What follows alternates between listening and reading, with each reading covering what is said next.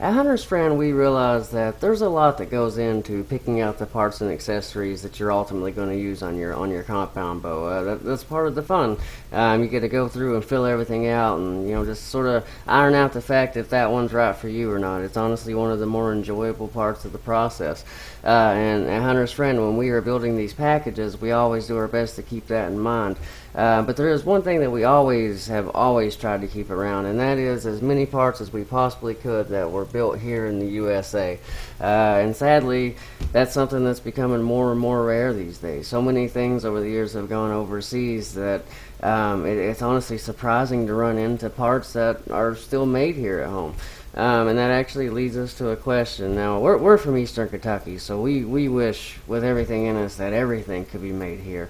But unfortunately, so many things have gone overseas these days that it's almost just sort of something to be expected when you're looking at these parts. You kind of just go, oh yeah, these are made over there. That's just kind of how it is. But our question is, how important is it to you when shopping for your accessories for your package or for your bow that part is made here in the USA versus if it were made overseas? Like if you have two parts that were pretty much identical but one's made here at home, is it worth the couple of extra dollars to you to pay pay a little extra to get the one that's made here in the U.S. over the one that's made overseas, or is it something that you really just don't pay much mind to anymore?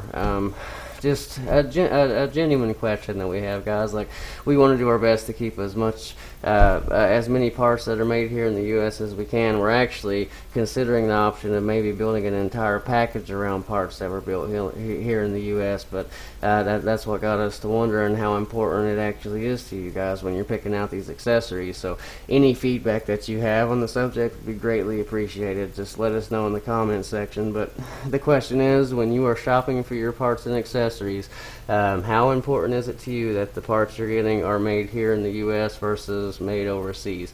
Is it something that you put a lot of mind into? Is it something you just don't really think about much anymore?